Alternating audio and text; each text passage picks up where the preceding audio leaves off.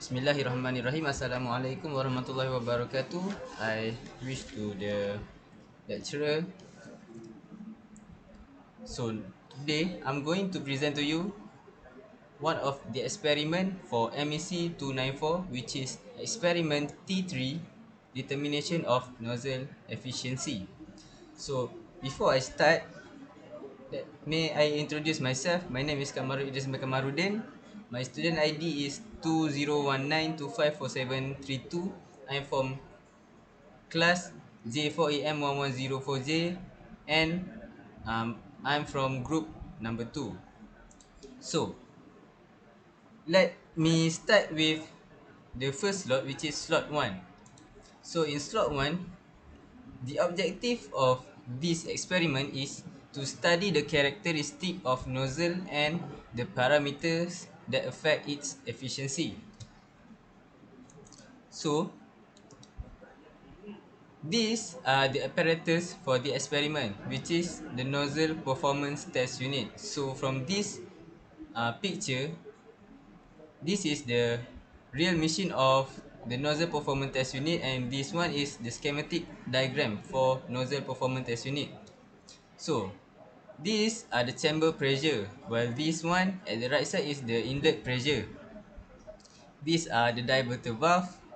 Here, this one is the thermometer, and this is another thermometer. This one here is the nozzle, where there are 5 types of nozzle we can use in this experiment, which are nozzle 1, nozzle 2, nozzle 3, nozzle 4, and nozzle 5.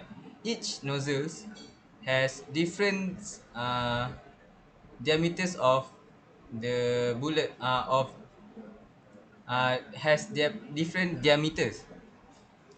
So, and while this one is the flow meter.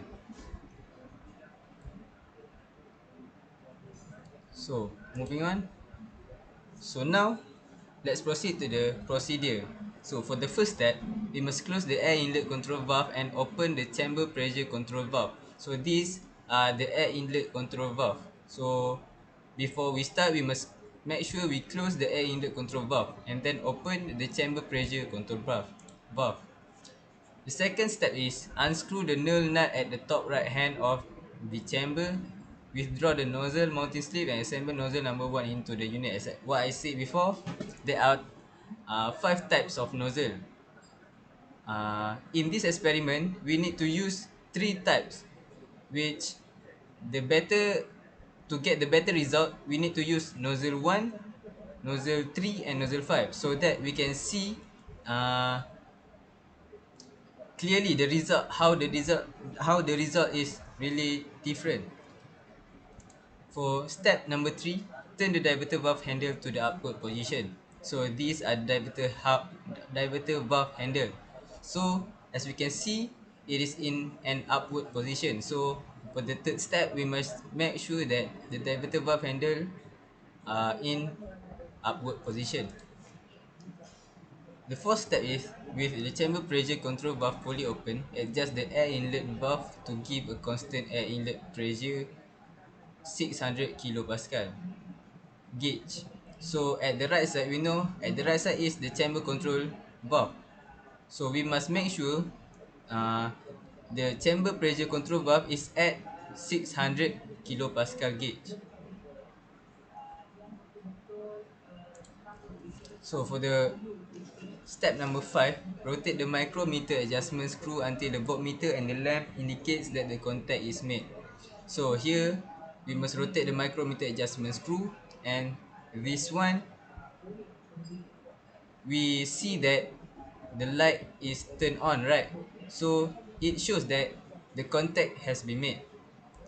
So that is for the step number 5. So step number 6, record the pressure, temperature, mass flow, and dial reading that we have get from what we have seen in the experiment. So this one, we must record all the data we get from all the steps we have done from step 1 until step 5. And then increase the chamber pressure to about 100 kilopascal gauge and repeat the above step. So at the fifth At the left side, uh, it is for the chamber pressure. So we must make sure it is at 100 kilopascal, which is here. So to continue our experiment, making sure that the inlet pressure remain constant, repeat the test and at the other chamber pressure in increment of 100 kilopascal. So as I said at step number 7, the pressure must be at 100 kilopascal. So for the next step is we must increase it uh, in increments of 100 kilopascal, which is for the first one is 100 kilopascal, and then increase 100, it becomes 200, and then moving on to 300 and until 600. So for the last step, repeat the whole test with other nozzles. So after we have completed all steps number 1 until 8, change the nozzles from nozzle number 1 to other nozzle, which is number 3 and number 5. So these are the safety precaution to do this experiment. So for the first one, students must arrive at each session on time with proper dress code, lab coat and shoes. Slippers are not allowed. It is this step is need to be done to ensure that our our ourself is ourself is safe enough. Students are not allowed to enter the laboratory without permission from lecturer or technicians. Working alone unsupervised in laboratories is forbidden. Bags are not allowed in the laboratories. Students are not allowed to eat, drink or smoke while working in the laboratory and are not allowed to run the experiments with their hands wet. It is to make sure our safety. Students are not allowed to run the experiments when they are sleepy or under medication. This precaution also to make sure our safety. For the sixth one, read the instructions carefully and follow the laboratory procedures. Do not touch anything that you are not completely familiar with. So, we as a student must not touch everything we haven't see or haven't used before. So the seventh precaution is ensure that your circuit and equipment connections are correct before turning on the power supply. For this one, it is need to be made to ensure that there will be no incidents happen after we turn on the power supply. Ensure that the switches are off, the plugs are unplugged, and the working area is clean before you leave the laboratory. Place the equipment, tools and components back to their original place after the experiment. Notify your instructor immediately if there is an accident. To ensure that uh, if there is an accident, our safety, our body can be safe enough. Keep the lab clean and neat before and after conducting an experiment. And lastly, keep the work area clear of all material except those needed for your work. So now, next for slot number 2, I will show a video that I have made to make the table for my Excel. So this is the first one.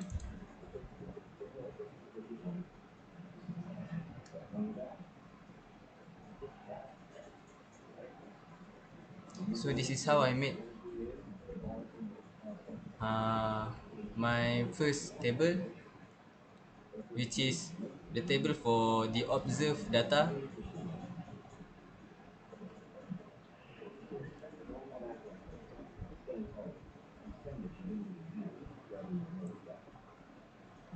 So from here, this table I have made is for nozzle number 5.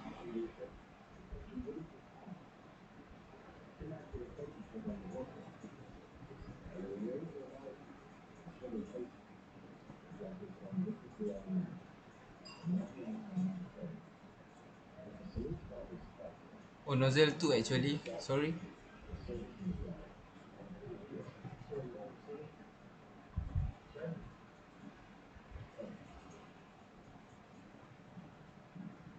So actually for this table, we just need to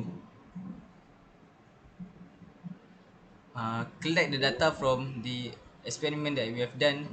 The data that we can collect it from what we have seen from the machines.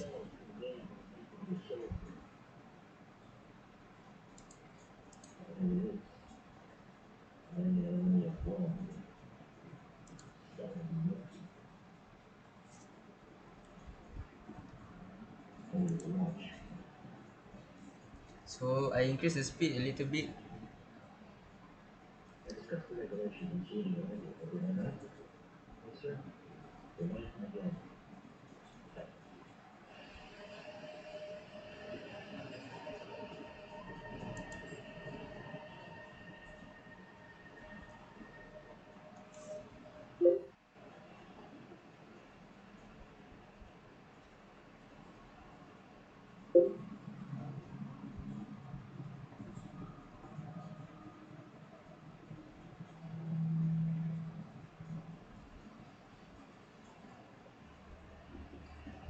So I just copy paste what I have seen from this data, because as we know, we cannot do the experiment ourselves. So what we can done in this time is we can take the data that other people have made. So that's all for the data based on the observation that we have made. So the next one is data that we need to calculate. So for this one, it is for nozzle type number 5. So this is how I calculate the inlet pressure. So for the inlet pressure, uh, the formula is the inlet pressure from the data plus 101.325. So that's how we get the inlet pressure absolute. So the formula for inlet pressure absolute is actually same as the chamber pressure absolute. So we just take the data from the observation and then plus 101.325 to get the inlet pressure and also the chamber pressure for the absolute one. So for the inlet temperature absolute and also the chamber temperature absolute, the formula is the temperature that we get plus 273. So that's how we get the inlet temperature and also the chamber temperature absolute.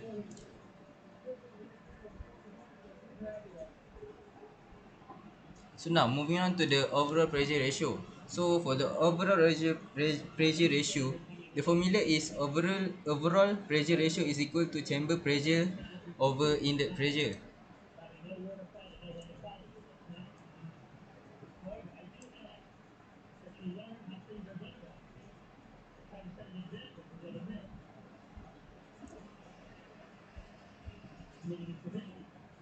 So now for jet velocity.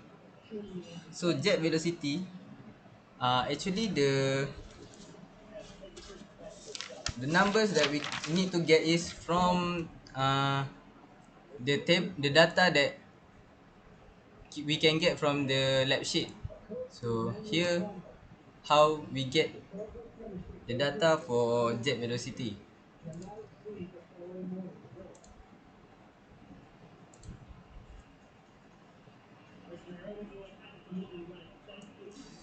So the data for the jet velocity can be obtained uh, from this graph. So as an example, for the first one, overall pressure ratio for test number 1, as we can see, the cantilever deflection is at 56. So from this graph, we need to take from 56 and then take the force here. So that's how you get uh, for the data. And then 2.6 that we get here, 2.6 that we get here, we divided it with the air mass flow rate, this one. So uh, that's how you get for the jet velocity.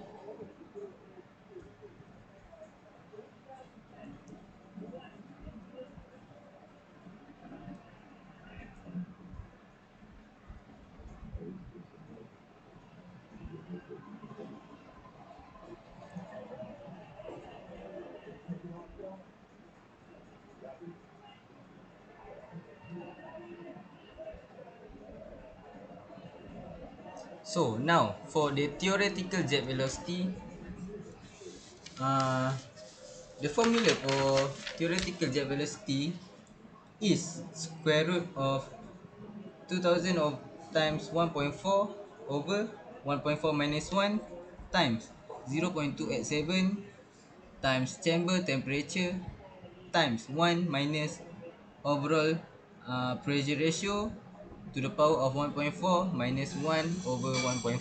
So that's how we get the theoretical jet velocity.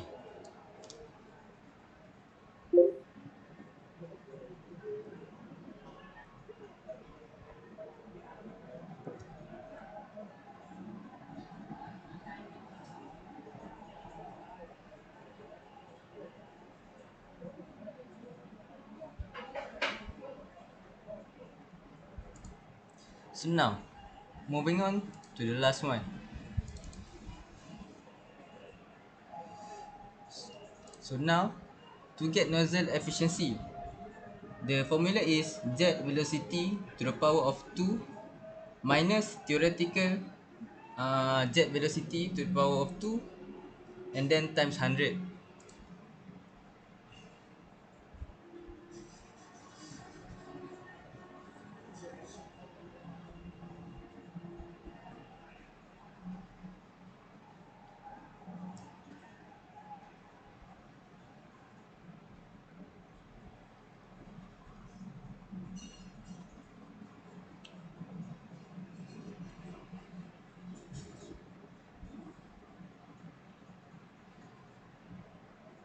And then the last one is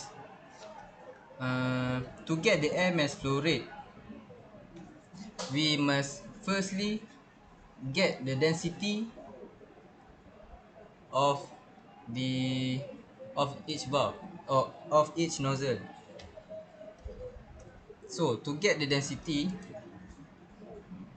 uh, the equation for density is chamber pressure over 0.287 times with the chamber pressure absolute.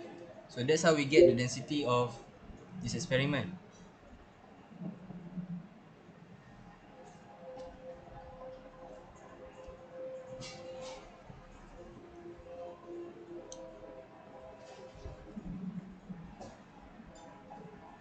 And for the last part, which is we need to take a graph, we need to take a graph for air mass flow rates against pressure ratio and also nozzle efficiency against pressure ratio. So this how I did the graph for air flow mass air mass flow rates against pressure ratio, and while this one is how I get graph for nozzle efficiency against pressure ratio.